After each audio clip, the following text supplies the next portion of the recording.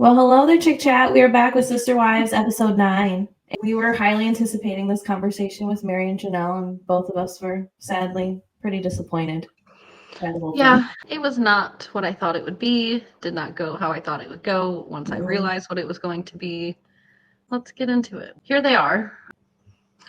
It's already super awkward. It's very awkward. And Meri has another one of her precious hoodies with her sayings on it. Does this woman ever wear anything but a hoodie with a saying on it? Is this what she's selling? I think I mistakenly corrected you last time, and I forgot that she also has whatever business she's running out of her little nook. I think she is selling a clothing business. Do you think it's this stuff? Might be. For a moment, we saw Kody shoveling with his children. That's about enough of that, right? Yeah. Yeah. With their, yeah. So I was hoping and anticipating that this would be a conversation more about this initial part more exclusively and then kind of figuring out how to do the property. So it sort of was what I wanted, but they both seemed very defensive, much more defensive than I thought that they were going to be. So I don't know. I'm confused. Meri was weird. It was really weird. And I don't know if it's because her and Janelle have some kind of weird, longer history with some beef and whatnot. Like, they really don't talk very much. Right. But Janelle is coming here to help Meri and to be like, hey, this is what's going on with the property. This is what I think. I just want to give you a heads up. She don't have to do that. She could just do her own thing and let Meri fend for herself. I think she's also trying to join forces a little bit with Meri to figure out the property and how they're going to get their equal share of it. Because right now, the way the property is split up, Meri's not going to get an equal share. She's only like co-signed on one lot. And this is what Janelle is essentially trying to come and talk to her about. It seems like Janelle is trying to give her a warning, and Janelle is hoping that that warning is going to sort of bridge a gap between them, that they can work together. But Meri's real defensive. Look at these faces. She's not worried about it, she says, but she also doesn't seem to know exactly what's going on. She thinks that Janelle is still in charge of the finances. She said she's thought this for decades. So I'm confused as to what's going on here because Meri's been a huge financial contributor to this family. And if she really has no idea as to what's going on with that part of her wealth, I understand that she's been doing everything independently, so she's fine day to day. But like Janelle is trying to tell her, this is kind of your estate. All your savings are probably wrapped up into this, like Janelle's are. And Meri, this is where she brings up that point about not wanting to be in the ex-wives club, but also not being in the Kody and Robyn club. And I thought that that would be in a whole different context when we heard that, not in this financial context. I feel like this is pretty factual. I understand where Meri's coming from, that she thinks everybody should just put their heads together and split it all equally like they always have. But things are not how they have always been. No. And the way Kody has talked behind her back and stuff, does she really think he's not capable of? He's left them all high and dry, and she thinks that this man is just going to do just because he's nice to her, but he hasn't been nice to everybody. I agree. And I feel like Meri and Kody must have had some kind of strange side conversation where they have agreed to still defend each other, because Meri's acting as if Kody's going to be this fine gentleman and act like everything's going to be evenly divided. Well, when it comes down to it, if a lawyer needs to be involved or a judge needs to be involved, legally what you are entitled to on paper is a third of a quarter. That's what Janelle is trying to tell her, that you shouldn't just bury your head in the sand, essentially. But it seems as if Meri is seeing this as siding with Janelle. And I think Meri is in a precarious situation because she obviously doesn't know what the hell is going on with all of this. But I don't think she's playing this right. I think Janelle was there to do a good thing, and she made Janelle feel awkward and uncomfortable. I feel like Janelle would have just disappeared in that moment if she could have. Especially when Meri asked her, do you think that we have each other's backs? And she said no. And I don't think she meant that towards Meri, but I think Meri felt like she meant it towards her. But I think she meant it more towards Kody not having everybody's best interests. Kody and Robyn are legally married. So no matter what happens with Kody's shares and Robyn's shares, they're going to have their shares. They're going to find a way to split those, even if they ended up divorced, because they're legally married. Meri and Janelle, they could get really screwed in this. The only reason that they would have any entitlement to this is because of what their names are on. And what Janelle is saying is Janelle is on 2 of these properties, but Meri is only on the one. And she shares it with Janelle and Kody, which Meri's point is valid. she thinks they can all put their heads and their funds and whatever together like they always have. And I don't think that that's an impossibility. But the way that Janelle is getting talked to by Kody, I can see why she thinks that that would be impossible, because Kody Right. and Janelle are not on the same weird terms that Meri and Kody are on. I feel like they have some kind of pact to not Mhm. talk about each other, because even later on at the engagement party, you just can't see Meri even being okay or peaceful about splitting. Mary's one of those that she left because she had to, not that she wanted to. Very much did not want to. She was forced to. And I think, to give her a little bit of credit, I guess, even though I don't understand how you're not as invested in your own finances, but apparently she's always been under the impression that Janelle has handled the finances. So it sounds like for most of this marriage, Janelle and Kody have probably always spoke about finances. So now that Kody's stonewalling Janelle, Janelle sees that as a negative sign, and she's like, okay, whoa, something's going on here. But to Meri, who's never talked to them much about finances, she's just like, well, Kody always figures it out. Yeah, Not he always realizing, robs Peter to pay Paul. It's creative financing. Like, but that's no, always no, been this is communicated. much more than creative financing. This is borderline financial abuse to them. I mean, he could really run away with it if he wanted to. And I think that's just what Janelle is trying to say, that sure, we all hope that everything's going to work out and we can do this amongst ourselves, but we're not entitled to that if that doesn't play out for them. So, Right. and this is what Janelle gets. Sorry it felt like that. What a bitch. I was like, girl, Meri. I feel like Meri just took it offensively because Totally. Janelle was very upfront. Like, I don't think she meant it towards directly Meri. Janelle was actually clear about that. She said, I'm going to look out for you, but, and then she didn't really finish that sentence. So Janelle was clear that she's going to look out for Meri, but there's only so much that Janelle can do. Janelle's on her own as well. And the way that these women don't communicate with each other, how is Meri supposed to believe that? True. But the first step of that is the fact that Janelle's even there. That she So showed up here and she's informing her of what's going on. And maybe Meri is just caught off guard by all of this information. I think she did say in her confessional she wasn't really sure what to believe, because she's hearing, I'm sure, two very different situations. If she's under the impression from Kody that Janelle is doing the finances, and now Janelle is over here like, I'm not in charge of the finances, and Kody says he's broke, I would feel very confused too. And her loyalty, I think, does have to lie with Kody, even though they're divorced. So I guess I can understand where she's coming from, but I just think she should have at least been more neutral or open-minded. Like, what is this? I'm sorry you feel that way kind of BS. This is, let's cut it out. She sounds like she's naively putting her faith in Kody and Robyn that they're just going to do the family right. Have they so far? I don't know. It sounds like they're all still got a lot of their money pooled up together and are still paying off bills and debts and things like that together. I feel like I gathered that from this conversation too. Obviously, they're probably trying to wrap things up so that they can move everything on. But Kody just bought a $2 million house with Robyn. This whole conversation's kind of like redundant at the same time. It's like, you guys know what you want is to be bought out of the Kody past. Everybody does. Nobody wants that property anymore. Not a soul. So figure out a way to buy it and then get bought out from Kody or whatever him and Robyn want to do. If they want to build their mega mansion or buy a new one and sell the property, whatever. It was just so mind-blowing they even moved to do all this stuff. Me too. I kind of refuse to watch past the season. I'm right there on the edge, and all I have is that little bit where they moved to Flagstaff, and I've seen a lot of that because I started watching. So I just have a season right where they moved, and I almost refuse to watch it. It's like too much of a train wreck to watch. It's just, this was just a bad idea. I don't think it's the sole thing that made their family split apart, but I think it was certainly a big catalyst. It just really divided all of them and their lives, and really just obviously created a lot of financial resentment between a lot of people. Yep. So this was not good for them. It wasn't that great of a conversation. It started out pretty decent. They just kind of talked about how they wish the family didn't unravel the way that it did. And I kind of think they're going to stay along that path and then possibly talk about the release. I kind of thought that that's where we were going with this. Me too. And I think Janelle was so cute when she walked in. She's like, "Oh, you're moving?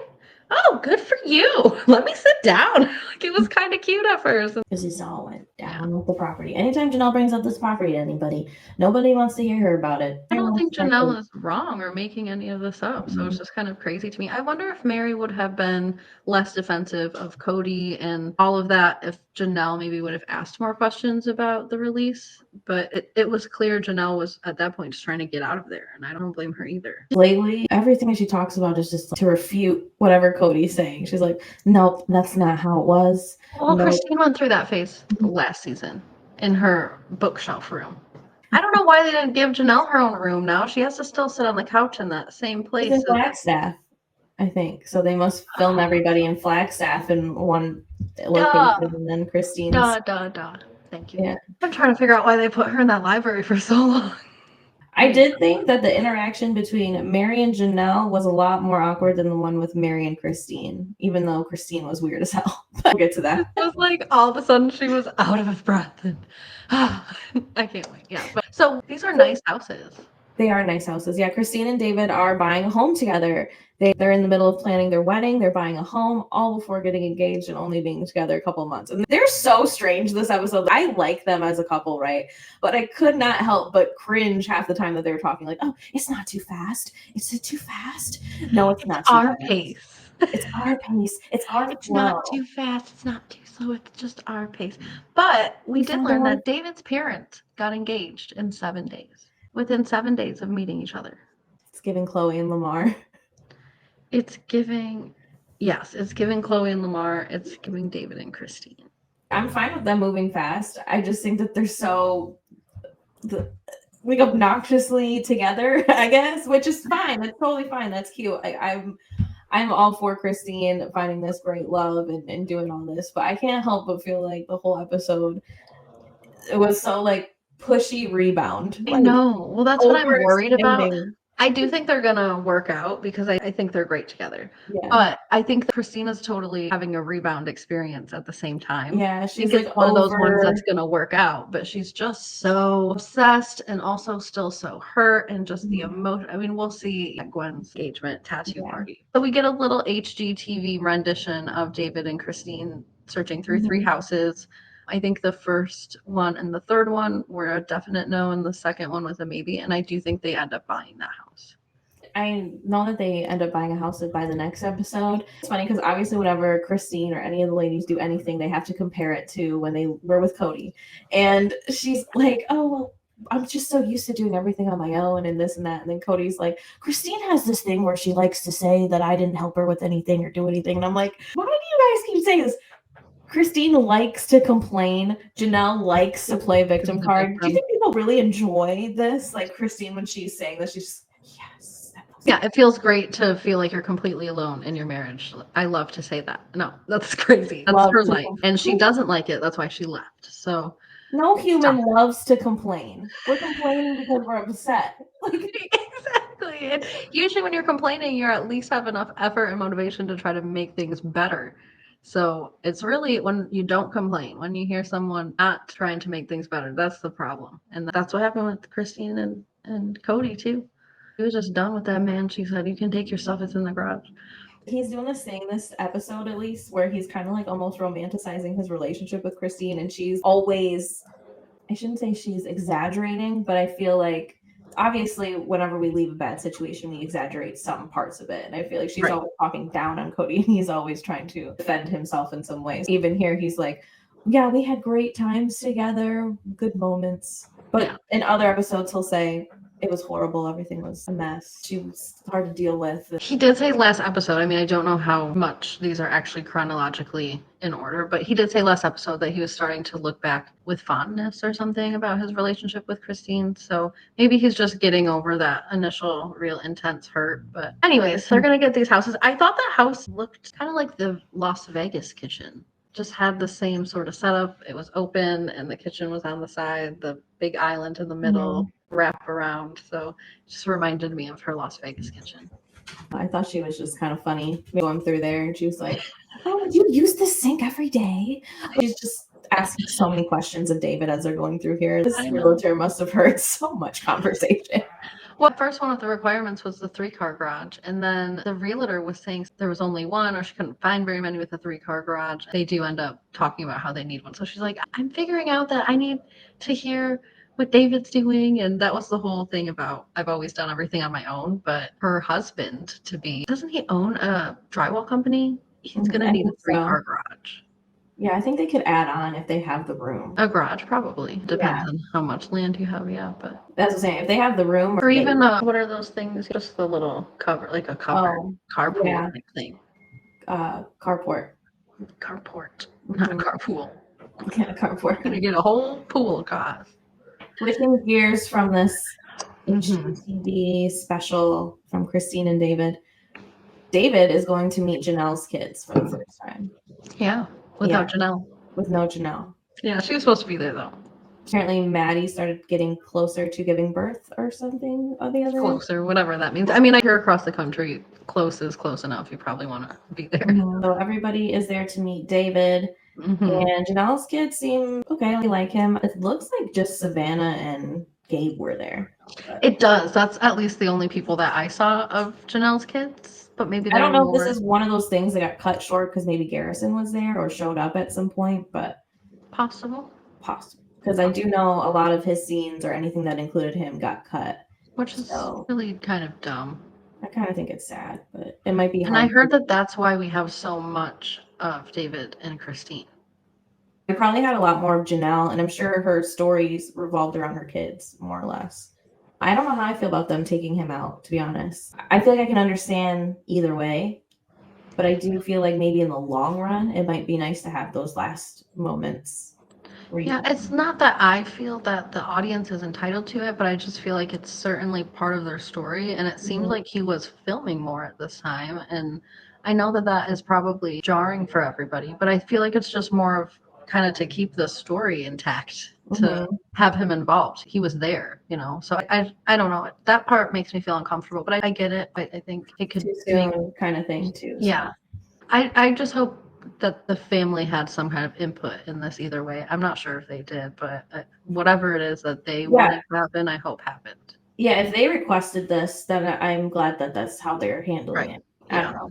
Either way. So, yeah, this meeting goes pretty good. It was pretty brief. They didn't show too much of it. They just talked about how Gwendolyn and her fiance are having their engagement party, or is it a shower of some sort?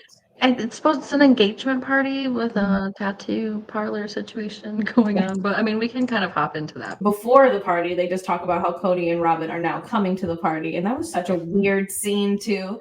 Robyn, and she was like, "Yeah, we got invited, so we're coming."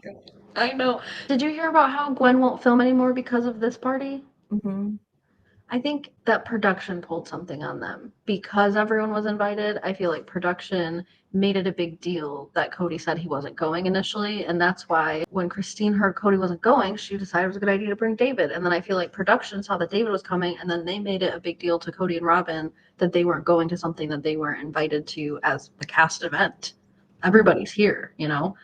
So I feel like there was something going on with that and some pressure because it did make everything about them instead of Gwen, which is why apparently Gwen doesn't want to film anymore. And I don't blame her for that. But I took a couple screenshots later on. Christine looks very angry about this whole situation. Obviously, she was blindsided a little bit with the David situation, but I think this is more of a mama bear. I think she was mad at production and they cut it up just enough to make it look like this. But at the end of this, even she says, "Oh, I'm not inviting Robyn and Kody. You won't do that to me," as if she's talking to production. Like, I'm not inviting them, so therefore it's not an option. But because it was an option for them to come, I feel like production made it a big deal, and it happened at the last minute so that David and Kody could have this encounter that they could film. And it all happened at Gwen's party. So I have it's sort of a theory. It's sort of based on things that I've heard that I just sort of put together. But well, I can see that because I've definitely heard that she didn't want to film anymore because the party it was made about Kody and David and all that, and not about her. In the way that they put together the explanation of all of this was so weird. It's just all these spliced different, "Oh, I heard from so-and-so that mom's boyfriend's going to be there, so I told Robyn," and then Mary's like, "Yeah, I heard from Kody that so-and-so." And Christine the whole time thinks no one's going to be there, and that's what Gwen said too. My dad said he wasn't coming, and now all of a sudden he's coming. And that's what so I think production pulled a sneaky one. This was funny to me. The fact that Meri thinks just simply walking in front of Kody and Robyn with them makes her an independent and single woman. Look how serious she is about this. I'm not going to come in behind them. Yeah. I'm gonna walk in front of them. I'm gonna open the door up for them. Okay, Meri, you stand in your power. Presenting the reigning Mr. and Mrs. Brown. Honestly, the last one standing. Presenting my substitute. Robyn Brown, the shy and pretty one. All of our replacements, the shy and pretty one, but so shy. And so pretty. And so special. But yet shy. Honestly, I think we perfectly narrated it for what the picture looks as if. Mm-hmm. I mean, the boy looks shook. This little guy right here. Yeah. He's like, wow, who is that woman? Yeah, he's fresh. He's Yeah. like, wow, the last one standing. The final brown sister wife. And this was just not a good time for Robyn and Kody. No. They had to watch everybody get tattoos, and there was a whole episode done not that long ago about how Kody don't like tattoos. Now he calls it a phobia. Yep, so he has to watch everybody do it. He's not gonna get one, but I guess he's fine with everybody else get one. He said he thought about getting his ring tattooed. And I'm like, for somebody who made such a big deal about tattoos for so long, what a slap in the face to now get a tattoo now that you've gone through your midlife crisis and came out with your shy, pretty wife. Yeah, especially your ring. I feel like that's a particular slap in the face. Last season, we had a whole debacle over this ring, and the one he melted down. Then he broke his own, melted Meri's ring down. Like, you don't need to tattoo a ring on you, sir. Yeah. You're not good with rings. I think that's why it adds to such the debauchery if you were to ever get a tattooed ring, because he has such bad history with just getting rid of his rings. This is permanent. And I think that's deep. That means something about his shy, pretty wife. I thought it was so hilarious that Christine and David were showing off their tattoos last reunion or tell-all or whatever, and they got them here in front of Kody's face, and it means new beginning.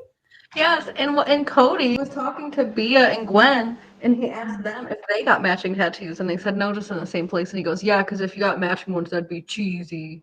Petty ass Kody. They're all petty. Also, Meri had some petty stuff too. Oh, I think every guy I date, I'm just gonna write his name on my leg. See, I couldn't tell if production just kind of asked her, what would you do? Like, I feel like production caught her in something. I feel like some of this is production trickery because it was such a random thing for her to say. And I don't know if she said it to be petty towards Christine or if she got asked a specific weird question and it was possible, but I don't know why she would say it that way, but she does have a weird sense of humor. So she is the queen of saying weird stuff. I mean, the turkey thing, she's the queen of saying weird, awkward things. I think she's been recluse for so long that she don't really know how to be around people sometimes. Recluse. So her and Christine had this cute little conversation kind of at first. I mean, Christine was basically like, have you seen the lights? It's great over here. It's amazing. It's amazing. It will be. It'll be amazing. It's good. And David was behind them, just watching. I know. Oh, he was more than watching. He was over here inspecting the window shades when they were hugging because it was so damn awkward for this man. He started checking out the window shades. It was, and I know Christine was just like this naturally, otherwise I think she was drunk, but it was just funny because Meri's even like, I love what I had, and Christine's like, oh, I loved it. I loved it. I loved my side. My side was great. Great. But I love him more. I know. It was this typical Christine in her dramatic face, but it was as soon as Meri said to her, so you know, it was all of a sudden as if just Christine was out of breath and just totally embraces her. It's okay. It's better. It's so much better. On the other side, isn't it? And I love Christine. So I'm making fun of her because I love her, but yeah, it made David feel so awkward he needed to check out the window shades. It was just so cringy. The whole thing was just such a cringy, weird conversation. Yeah. And then have Kody across the room and Robyn. They walked in and grabbed these kids and didn't let them go the entire time. I think it was to make themselves not only a little bit of a centerpiece, because obviously people want to come up and see a little bit of base, but it also takes the pressure off of them, I think, to go up to people and start weird conversations. They don't have to touch anyone, hug anyone. Yep. And it keeps McKelty around them too. It does, who also is good at conversating with the whole family, so it's good to have her around. Peacemaker. Mm-hmm. No, that was intentional for sure. Oh yeah. Those babies are sleeping. Put them down. Even Christine walked up to them and those babies a few times and would, you know, kind of play with the babies while Kody or Robyn was holding one. I'm like, oh, weird and awkward. What happens when you're holding the Bambinos? The Bambinos. Other than Gwendolyn and her fiance, I mean, those babies are going to be the next main attraction. I don't know what he talking about with Bambinos. I think that's a little bit above my generation, maybe. I might have just skipped that. For some reason, I think about the Sandlot, and I don't think it's that at all. But I saw that, but I don't. What is Bambinos in there? Oh, yeah. The great Bambino, I think, was a baseball player. I don't know. And Kody be getting me with some of his trivia. Sometimes he threw it Duran, and now we have Bambino and Sharon Sonny's divorce. Like, this man is living decades ago. As they're holding these kids, they decide to then introduce Kody to David, the moment we've all been waiting for. It was strange. It was awkward. It was filled with weird confessional back and forth. It was everything we probably could have imagined it was going to be. So I do think David did well here. I will give him that. In general, I think he managed well. But I do think he was broken for a while. It's just like, I have kids. I had kids. I like kids. I have fun. Big groups are good. I know about polygamy. I have 10 grandkids. 10 grandkids. It was a little excessive. I think he was trying to, because you could tell in the confessional between David and Christine that the way he interpreted what Kody said was not what Kody said. He interpreted what Kody said as, "You're touching my grandbabies," and then his face got red. And I think he was trying to make Kody feel comfortable. I've been around kids a lot. I enjoy it. It's not a burden to me. I raise kids, whatever. Yeah, because what they recollected in the confessional was a lot more dramatic than what we saw. Because what we saw was Kody just be like, "Oh, if you met the kids." Yeah. Yes. That's it. So you met the kids, and what David interpreted that was, "You held my grandbabies," and then he's like, and McKelty said, "Oh, one more. He babysat them." And McKelty said, "Oh, he's watched them on his own." It's a different little translation, but now I can kind of see where David and Christine probably are like one and the same. They're both a little dramatic. Yeah, they just add their own flair to it. And David was not defensive here as if he was seeing it all that way, but when he retells it, he adds this little flair like Christine does too. So, gosh, I couldn't imagine them talking about how their days went after a long day. It'd probably be like a 3-hour conversation between the two of them with all these theatrics and all kinds of things. Cody felt like David was mainly talking to Robyn, which he might have been. I mean, I probably would have been more or less if I was him. It's awkward. You're dating this woman. You are planning a wedding with this woman that was just married to this guy for 20 years, like 2 years ago or 1 or 2 years ago at this point. And you're looking at houses. You're not engaged yet, but you've been dating a couple months. You're in this weird territory of, it sounds weird when I tell people we've only been together for a couple months and all the things that we're doing, but we're selling love and blah, blah, blah. So yeah, it's a weird position for David. I think he did well for the situation, but yeah, it was a lot of repetitive, saying the same thing over and over again. It was like this man was on a job interview, like trying to push his point. At least from what the editing showed us, it didn't seem like Robyn and Kody were very responsive at all. There was just a lot of mings and ohs. And Kody, I think, was trying to figure out how old David. Everyone wants to know how old David is. Some people just straight up ask him, and some people ask like Kody, "Well, how old's your oldest child? And how old's your oldest grandchild?" And I think he was a little taken aback. He didn't have really, he was like, "Oh, okay." Because I think he said his oldest child was 34, which Cody's oldest child had to have been 30 by that point or around there. Logan is 94, I think, and he's got to be 30 now. So he's close. David's not that much older than Kody, I don't think. He's not much older than Kody, no, because I think Christine is younger than Kody. And he's 9 years older than Christine. I assume that Christine's like 4 or 5 years younger than Kody, so he's probably like 4 or 5 years older. So they all meet. I thought that this was just a gem of a face. Right afterwards, Christine's trying to walk out the door and end the conversation, and David's sort of lingering around, and I think she's looking at him like, "Will you just walk away from these people? Stop talking to them about your kids and your grandkids. Get out the dinosaurs."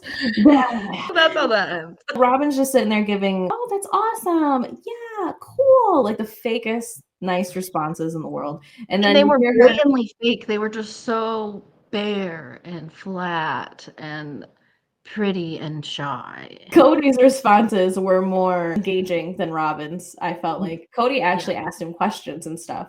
And Robyn was just like, "That's the great.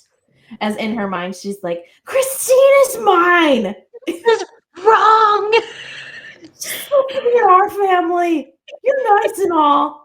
I swear, I think David thought he was gonna get a kinder reception from Robyn, but I think Kody at this point is happy to let Christine go. He said in his confessional if they got married last week, it wouldn't be his damn business. So Robyn thinks it's her business. She thinks this is all wrong.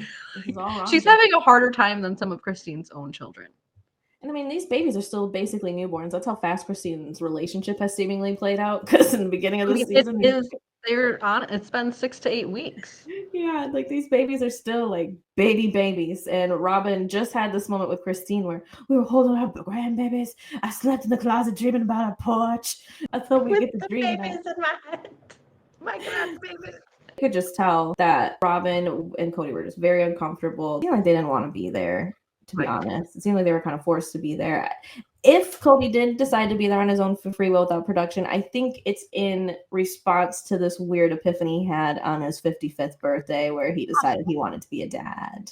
Possible. He could have changed his mind really quickly, but I feel like that wouldn't make Gwen not want to film anymore. I just feel like production had their hands in this somehow.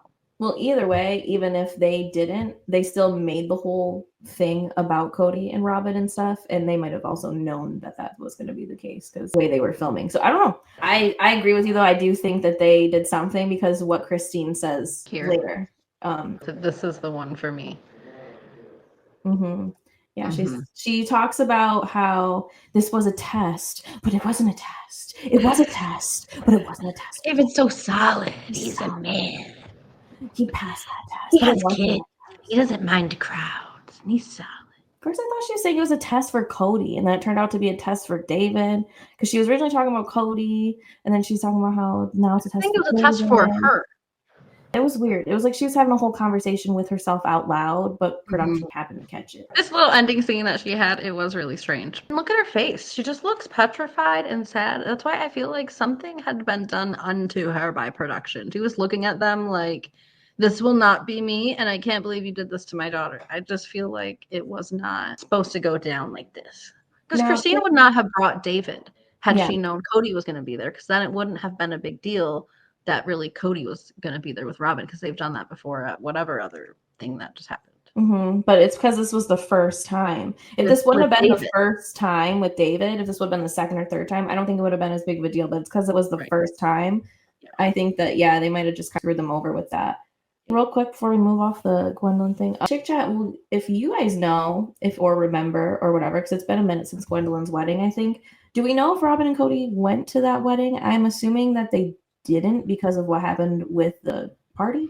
Maybe they went. I don't think it was filmed. I don't think Gwen is mad at Kody or anyone. I think Gwen is mad at production. That's what it makes me think production had a hand in this, because it's I'm not going to film and you can't have access to my wedding now. And I think that was supposed to be a thing too. That would probably help us to understand if this was a Kody problem or a production problem if Kody showed up. Because if he showed up there and they didn't film, then I think it's definitely production did something bad. Yeah, let us know what you guys think, or if you know more. I know there was a lot coming out at the time, but the show wasn't on and I just wasn't really paying attention. And I actually was trying to kind of go through today before we filmed and see if I could find some stuff, because I know McKelty talked a lot about it on her Patreon and a lot of YouTubers will review those. So I was looking, but I got distracted by Kody buying this new house and all of that stuff. So I watched a couple of videos about that. But really the only big news is that he's buying this house. And now he still has the McMansion that everyone calls it. So how's he going to pay for all this? I don't know. But apparently he has this $2 million house financed for like $1.2 million, and he put down a $400,000 down payment. Where is all this coming from? And why have I not heard, at least from Janelle and Meri, that they've gotten their share from this land? See, I think maybe that's part of why this whole Christine child custody thing might be going on, just because there's some nonsense going on right now. I think filed a countersuit to her. He did? Yep. To Christine, he filed a countersuit. I don't know what it is, but he did file a countersuit to that. And so I'm wondering if maybe Kody's trying to eventually sell your current house in Flagstaff and just have maybe Janelle and Meri split the proceeds of that house. I mean, that's all up to them, of course. But yeah, I think things are kind of really messy as far as Kody's actual financial and legal life right now, because he does have stuff going on with Christine. I think he is countersuing her. So he's probably trying to either get child support back from her or say that he doesn't need to do child support. I've also heard that I think it's Isabella, the one that had that spinal surgery. There was stuff with insurance back then where Christine had to pay for basically all of it out of pocket. And I've heard that she might be going after him for that money in this lawsuit as well.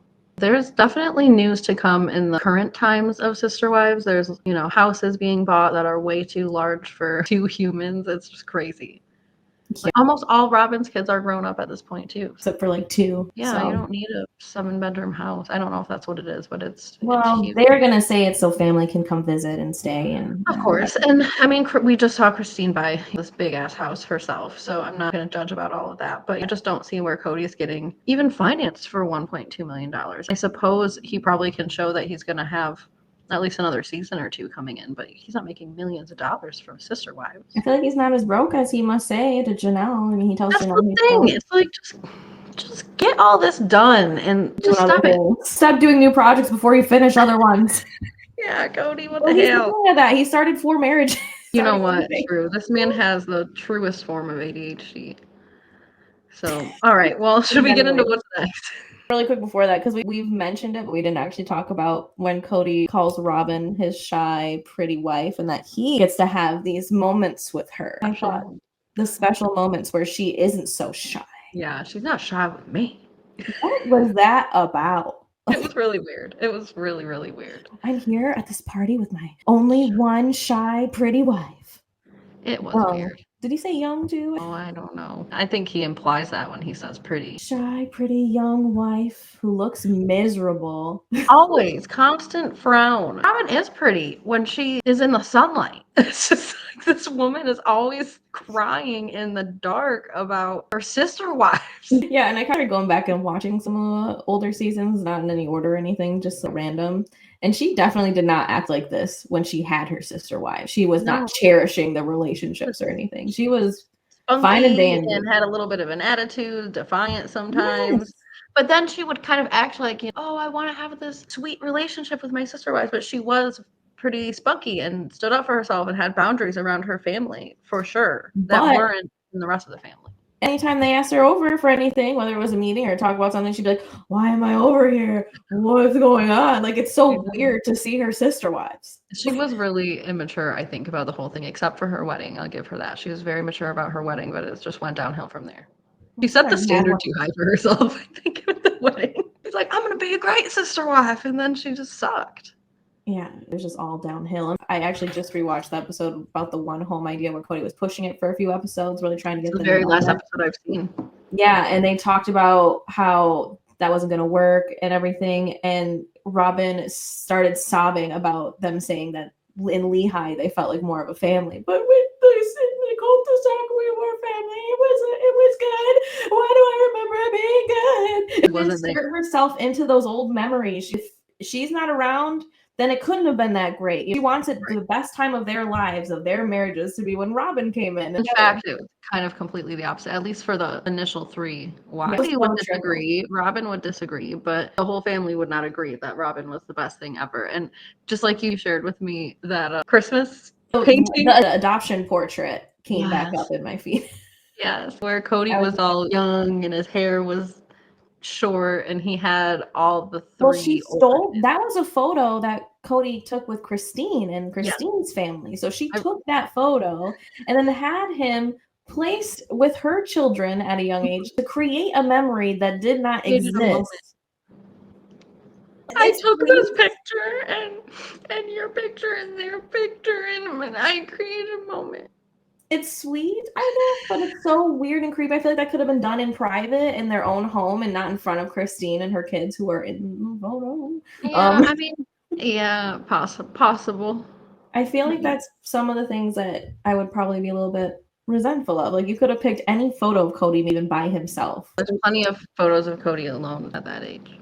It just really showed Robyn has this weird complex. She's played such a big part in undermining the foundation of what she thinks the family is so great about, that they were all one family and all of that, but she's undermined that her own self. Mm-hmm. And now she plays this, There's things I didn't know. You've had 10 years in this stuff. You know there are things that were wrong in this family. Otherwise, you wouldn't have had no damn sacred covenant before you married into it. Because you knew there Especially were one that was issues. so specific about what was going on with Meri. That was a very specific covenant. Too specific. All right, Chick Chat, I guess we'll leave you on that one today. We got a little bit deeper in the dive. Yes, but we got next time. So next time Christine and David do buy their house. Isabel is worried about the relationship with her dad because things are moving very, very, very quickly with Christine and David.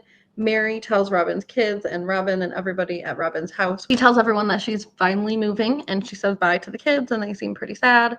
And Kody's nostalgic heart is broken and Robyn wants to scream. So that's how they're going to respond, shockingly. And Christine's going to get engaged on a mountaintop. And I have such bad anxiety that every time I see them get engaged right there, I just see them falling down and dying. Even though I know that they're married and happy and all of that, but I can't unsee it. It's terrifying to me. So I don't know if I'll be able to take a photo of that. Once you're there, it'll be okay. It only took 3 episodes for the girl to get engaged, but we're finally there. I did think it was interesting that Kody was like, yeah, this is serious, this relationship, the way she was hanging on all over him. And it's like, how would you even know based off of that? I think he's probably recognizing that Christine is more into David right now than she's ever been into Kody, and they were married for a few decades. So maybe that's how he knows, but I thought that was a funny assumption or thing to make too. But Christine is very obviously in love with David. Anyone who is around them, even when they're being filmed and it's awkward, you can tell. It might be a rebound, it might be whatever, but you can tell they're in love. I think they're cute. I just thought they were a little strange this episode. David was a little strange, but I think he was just nervous, and understandably so. He tells everyone he's good with crowds, and you might be good with crowds, but crowds of people that you don't actually know in an intimate setting, nobody's really good with that until you with each other. Yeah. Yeah. So he was nervous, which is normal. I'm not holding that against him at all. Well, Chick Chat, thank you for joining us. We'll catch you on the next one. Yes, it's been real. Don't forget to copy the share button. Share it if you'd like, but just copy it. That helps as well. Reduce, reuse, recycle, Rihanna, and rock on, and goodbye. And subscribe. Whatever. Do it all. Subscribe to this. We give you a list every time. Just do it. Goodbye, Chick Chat. Bye.